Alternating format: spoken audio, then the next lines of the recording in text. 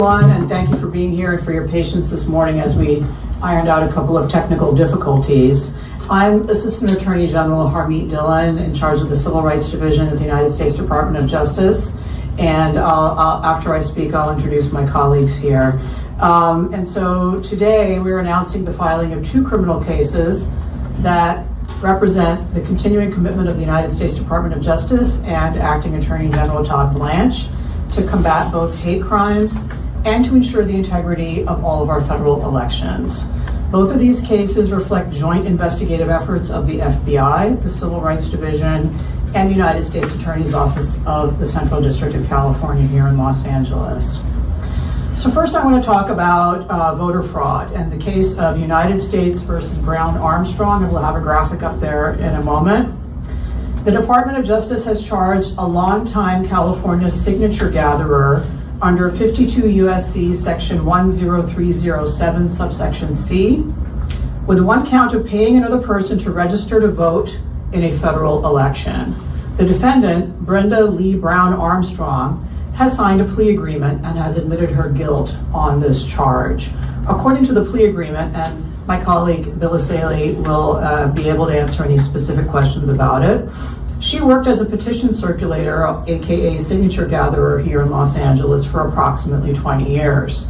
And starting in 2025 or so, after Ms. Brown Armstrong had a practice of going down to Skid Row here in Los Angeles, getting homeless people to sign these signature petitions that had to do with qualifying ballot measures, and et cetera, she would sometimes find that the signatures would be disqualified because the people signing these signature petitions weren't actually registered to vote. So to remedy this flaw in her business arrangements, she would then gather, starting in 2025, stacks of voter registration forms from the Los Angeles County Registrar of Voters, and then go to Skid Row in downtown Los Angeles to have homeless people first sign the voter registration forms and then sign the signature petitions.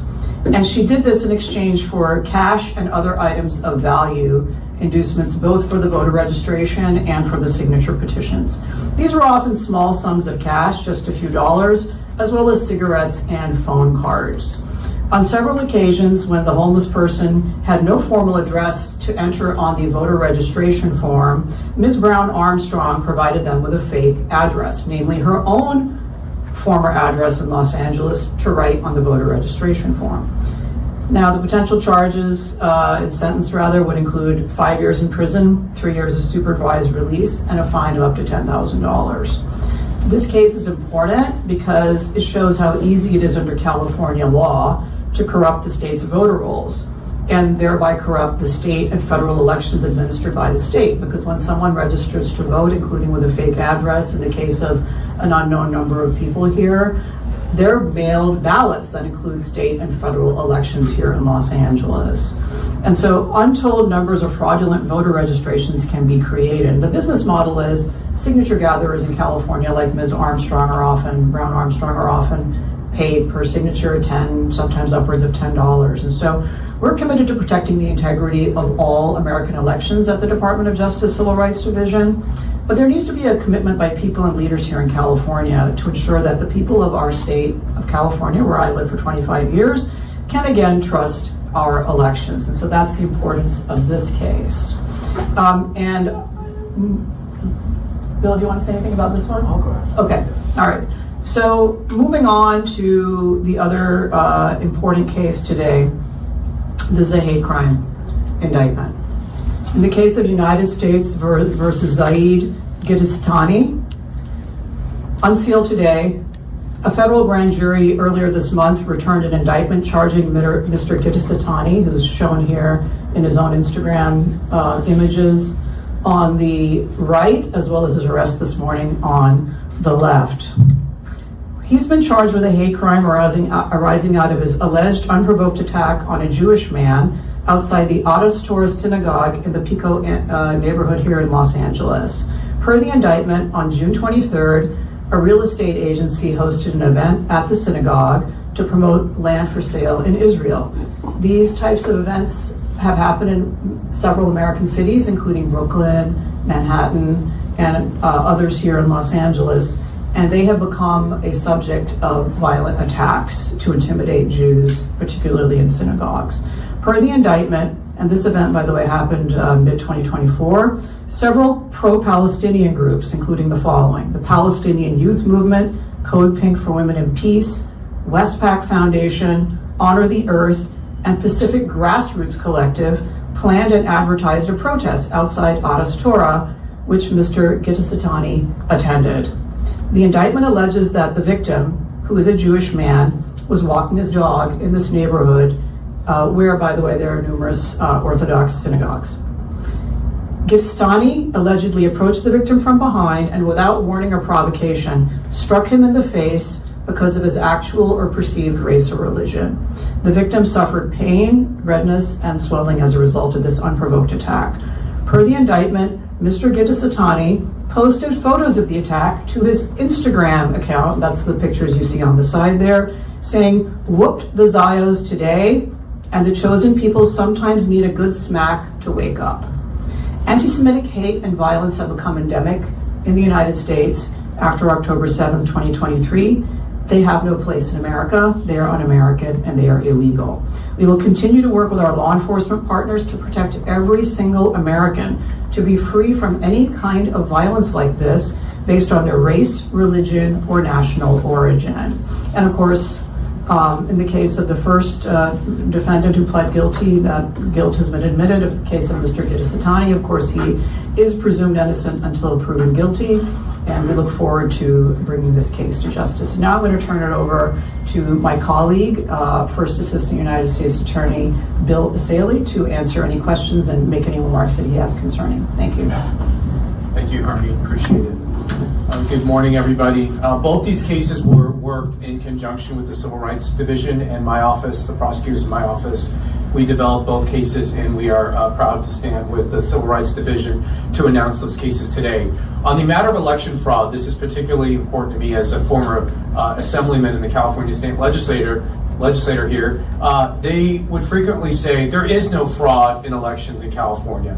Well, today's an example where fraud did occur. Not only did Ms. Brown pay people to register to vote, which is illegal, it is a federal crime, 52 U.S.C. 10307C, she also induced them to place false information on the voter registration forms. She had them put her address as the address to receive the ballots. What she was going to do with those ballots when received was to be determined. But this is an example of election fraud, and this is not merely an allegation. She has admitted guilt. She will be appearing in court at 10 o'clock this morning, and she has agreed to enter a plea of guilty at the appropriate time. So this is not an allegation. This is not a theory. This is a admitted form of election fraud, which is extremely corrosive to our democracy. So now the question is how widespread. Those in power would like to say, well, of course there's some fraud, but it's not widespread. The truth is, and I can tell you, having been up there, they have no idea. They have no idea how spread the fraud is because they do nothing to detect it, prevent it, or to prosecute it. Nothing. They have no interest. Well, in this department under Todd Blanche and Harmeet, we're not putting up with it. We are going to aggressively prosecute election fraud. This is an ongoing active investigation. Ms. Brown is simply the first person that we are announcing charges for in this investigation resulting from some undercover videos that took place at Skid Row. We want to get to the bottom of how widespread the fraud is. The best way for us to do that is to audit the voter rolls of the state of California, which by law we should have the ability to do.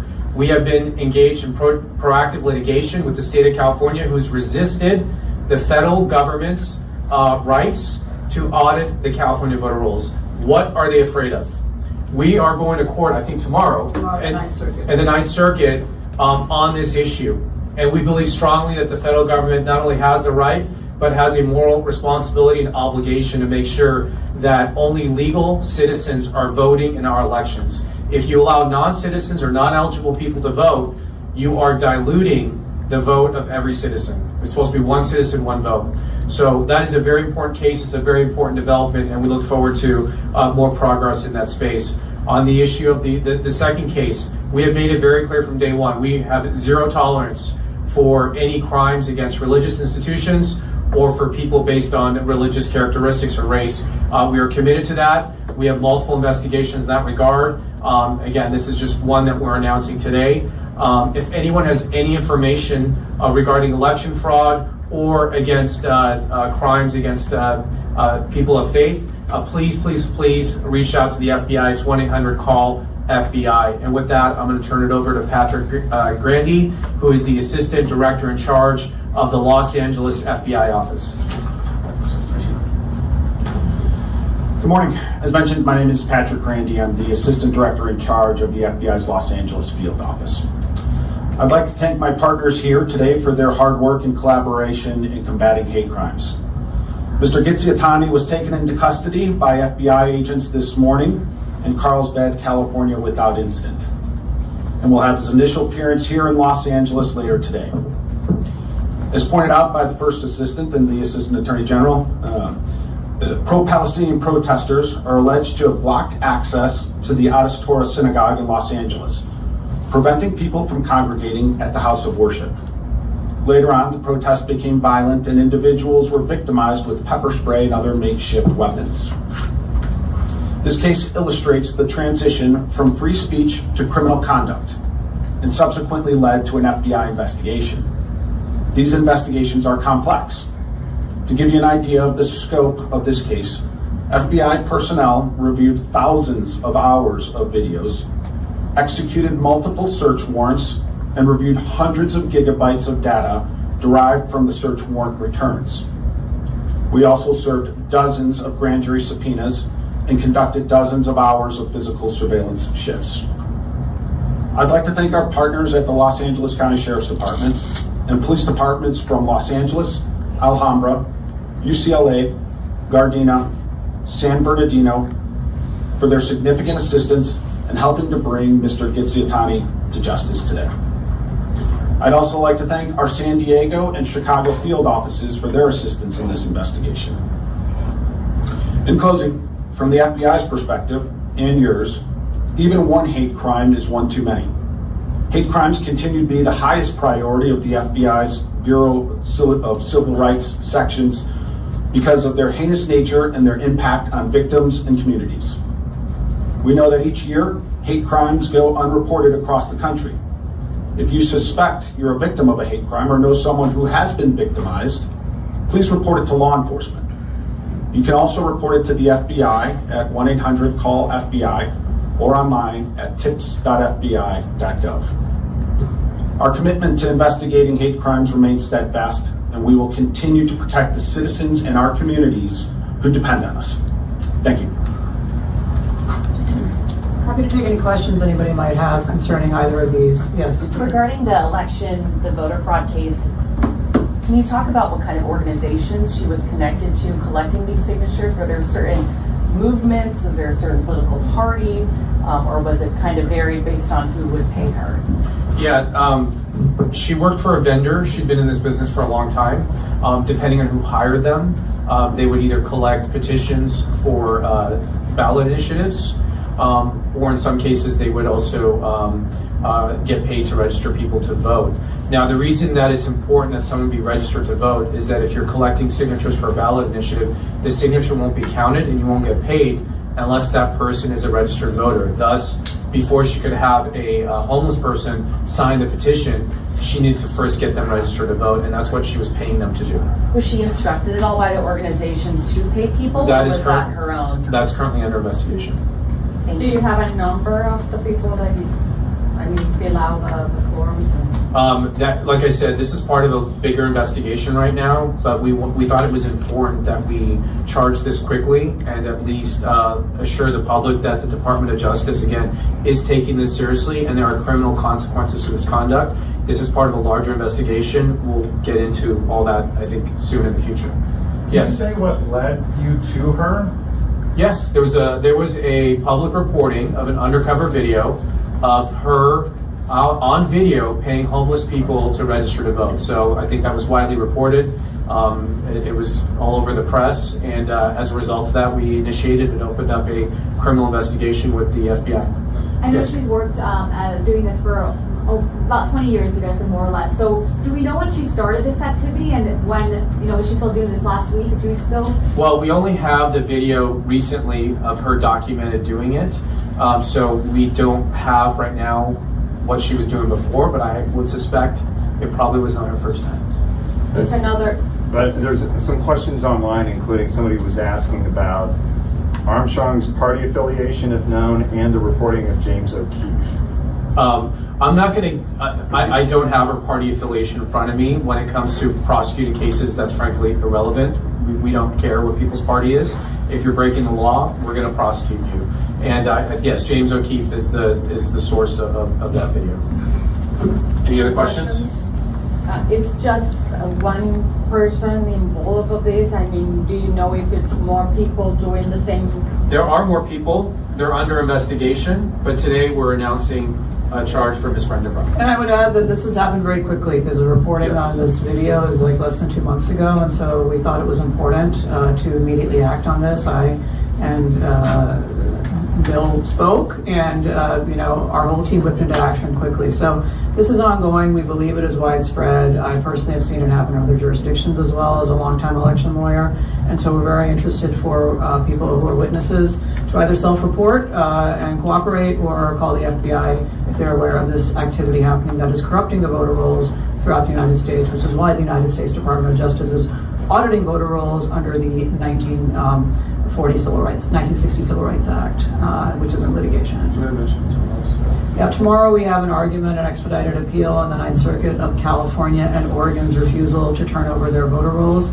And so that is being argued by two of my colleagues in the Civil Rights Division tomorrow, and I'm here for that as well. And there'll probably be some remarks outside the Ninth Circuit on the courthouse regarding that appeal, as well as some other appeals that are ongoing in this regard. 17 states so far have voluntarily cooperated with the United States effort to obtain the voter rolls. As a result of that effort, including some of these states uploading their own voter rolls to our federal databases, we've discovered several 100,000 dead people on the voter rolls and a number of tens of thousands of people on the voter rolls with no discernible citizenship record, which is required by the Help America Vote Act. Each state is required to maintain auditable, verifiable central databases. And I think the failure here in California, and specifically in Los Angeles County, is Los Angeles County has previously agreed in a 2017 settlement with an organization named Judicial Watch that there were over 1 million people on the voter rolls in Los Angeles County who did not belong on the voter rolls because they were dead, they had moved, they were duplicates, or they were otherwise ineligible to vote in Los Angeles County. This is a widespread problem in California, and you can see what happens in a case like this, that ballots are sent from the registrar of voters to a place where they don't belong. We don't know what happened to those. That is why there's an investigation. One single illegal vote in an election can change the outcome, and so this is very important and a national focus of the Department of Justice. I want to also add on the Audis Torres situation that a number of people, a number of these incidents have occurred. There were hundreds of people at the protest in question, and so when our FBI colleagues said they reviewed all this evidence, I want to be clear that this is the first arrest in this case. We have had ongoing investigations, and by all means, these are not over. I would like to bring to justice all the individuals who come to a house of worship and threaten and harass people there, no matter what their motivation is. It's illegal under the FACE Act. We didn't draft that law.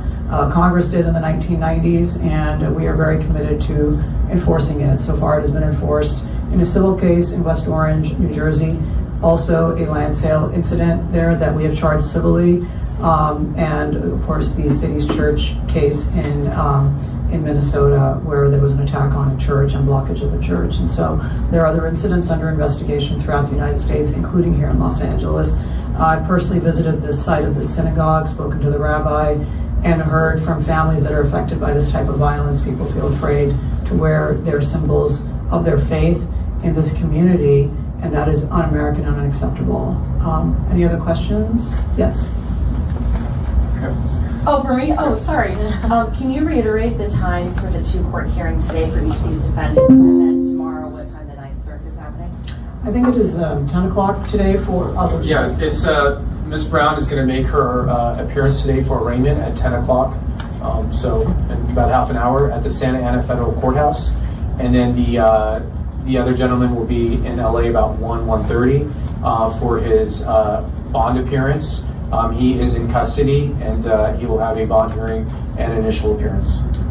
And then tomorrow for the Ninth Circuit? Oh, tomorrow the Ninth Circuit? Yeah. I'm sorry. Deborah, do you know the time for the Ninth Circuit for this particular case? The docket starts at 9 a.m. Yeah, so in the federal appeals court, you have to wait until the next prior one ends. So I'll be in court at 9 a.m. When our argument is over, I'll come out. So probably mid-morning to late morning before we have a press conference outside. And our press team will keep people informed about that and let you know about it. Any other questions? You mentioned Yes. you believe that this is widespread voter fraud. What reasons do you have to believe it's widespread, and what does widespread actually mean? Well, for one thing, there's video evidence of people doing this on multiple occasions. And so we've been able to identify this particular lady.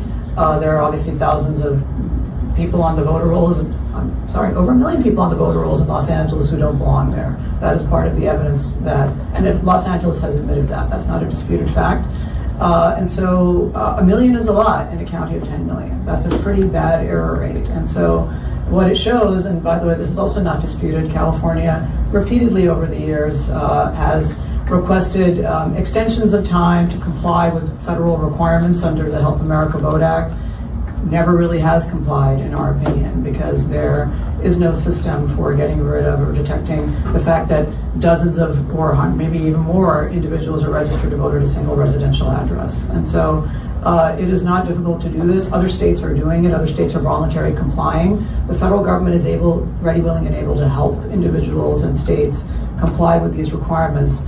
And, over a third of the states are voluntarily complying. And so it's the voluntarily complying states that have shown so far the figures that I mentioned. So we can only imagine what is happening in high population states, New York, Illinois, California, that are refusing to cooperate with federal law enforcement, where the Attorney General of the United States has the right under the 1960 Civil Rights Act to obtain voter records. States are required to maintain them, and states are, in fact, California and others, handing these voter rolls over voluntarily to so-called nonprofit organizations that are using them for allegedly partisan activities, but they refuse to provide them to the United States. So when we are complete with our investigations and litigation, we'll have a better picture of the distortions of our voter rolls. But every time a ballot is mailed to a household where it should not have been sent and does not belong, we lose control over our voting system, and that in turn has the effect of undermining public confidence in the outcome of our elections. And I think we would all agree as Americans that we want all Americans to accept the outcomes of elections,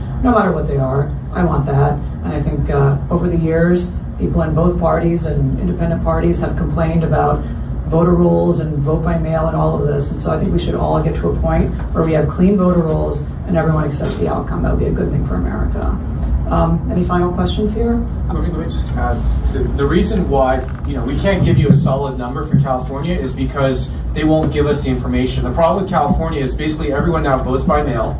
So the ballots, millions of ballots go out in the mail. You have no idea who's receiving the ballot. You have no idea who's filling the ballot out. And you have no idea who's returning the ballot. So then when we count the ballots, it takes us 3, 4, 5 weeks to count them. We have no voter ID, so you have no way to actually confirm the identity of the person voting. And that's why we want to look at the voter rolls. We want to make sure nobody's getting a ballot that shouldn't be getting a ballot. And then this is why I think you've seen the administration push strongly for voter ID laws. And I know there's efforts for that to go through Congress. And now there's a citizen ballot initiative in California that will provide for voter ID. So we're not taking a position on that. I'm just telling you, these are the issues that we wrestle with. In California, it's very hard to detect and to prevent fraud because of the way they run their elections. So it makes our job harder, and so it becomes harder to answer your question with concrete numbers. But we're going to do our best. And we have the FBI working on this, and we have Harmeet's team working on this. And so once we saw these videos, we went to work. Here's one prosecution, and we're looking at more. And we will keep prosecuting and exposing this problem. We would tell California, drop your lawsuit. Don't resist our efforts to audit your voter rolls. You should welcome it with an open arm. Bring the federal government in. Help us clean up the voter rolls. Why does California not want clean voter rolls? They must benefit from it for some reason. We don't know. So we want to get to the bottom of it. So if California's listening, they can show up tomorrow and they can drop their case. But I don't think they're going to do that. Just one follow-up question. Yeah. How many cases have you prosecuted so far of voter fraud? Your office? My office here. Or is this the first one? Do we have, this is the first one under my tenure here. I'm sure we've done other voter fraud cases in the past. I don't have those in front of you. Yeah. Can I add that Yeah. some of our investigative work at the Department of Justice in states including Michigan and others stems out of state prosecutions. They're sporadic. In the case of Michigan, there are, I think, 3 different instances of voter fraud prosecutions at the local level of 3 incidents. And so that led us to believe, given that it was in different places, that there was a problem because they didn't seem to have a way of controlling for this. And so we do appreciate when states do step up and enforce the law themselves. It is unfortunately quite rare. And, you know, we have other cases we're aware of. We can't talk about them yet because they haven't been indicted nationally. But this is a problem that you're going to see news about in other jurisdictions as well. There are multiple states in the United States where people who are not American citizens, even illegal aliens, have not only registered to vote but also voted in American elections. And, you know, that distorts and dilutes the vote of every single American in this room and who's watching. You have a question? Yes, the last one from me. I'm just wondering if people should be worried about any potential impacts that these investigations may have on, you know, the upcoming elections we have this year. Well, sure. I mean, if you're arrested for committing a crime, that may impact your ability to vote at some point. But our goal is not to impact any particular election. This is an ongoing issue. I was a California voter for many years, and you know, you register to vote once typically, and you go to the DMV and renew it in 10 years or what have you. But it is an ongoing problem, so it's not targeted at any one election. I think we do have a little bit of a crisis of confidence in Americans, and you go into the streets and ask Americans about recent elections. Both parties, I mean, you've had Stacey Abrams, you've had Hillary Clinton question the outcome of elections that they were leading candidates in because of issues about vote by mail and machines and so forth. And so we need to put a stop to that by starting with the very basics and the very foundation. You can't have a clean election if you don't have clean voter rolls. That is basic, it is fundamental, and I don't think anyone should really quibble with that. And by the way, as I've said, there have been elections in the United States in recent years. I can remember one where a state house flipped control over a single vote in a single race. And so one bad vote does affect the outcome of an election. And some of these local elections we have, you have a mayor's election coming up here in Los Angeles, you know, they're lower voter turnout. So any one vote can affect the outcome of a city council race or a mayor's race or what have you, school board race. Each vote matters. And so that is why prosecuting as a start this lady and what she did is a great start, but it is by no means the end. And we are very interested in the public giving us whistleblower information, eyewitness information, self-reporting information about doing these things so that we can put a stop to it and increase voter confidence. I think that's, I don't see any other questions. So. Thank you guys very much. Thank you. Good morning, everybody.